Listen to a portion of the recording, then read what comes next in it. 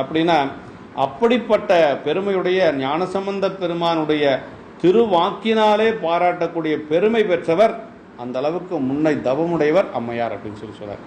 அப்படின்னா ஞானசம்பந்த பெருமானுடைய திருவாக்கிலே பாடப்பெற்றவர்கள் நிறைய சில நாயன்மார்கள் இருக்கிறாங்க.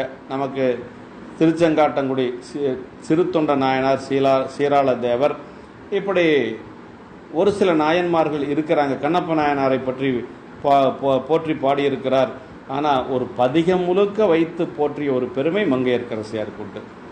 6 இடங்களிலே ஒரு பதிகத்திலே 6 முறை வைத்து போற்றியது மங்கையர்க்கரசியாருக்கும் குலச்சிறை நாயனாருக்கும் தான் உண்டு. அம்மையார் செய்த தொண்டுக்கு உரைப்பாக நின்று அதை செயல் வடிவமாக்கி காட்டிய பெருமை அமைச்சர் குலச்சிறை நாயனாரைத்தான் சாருங்க.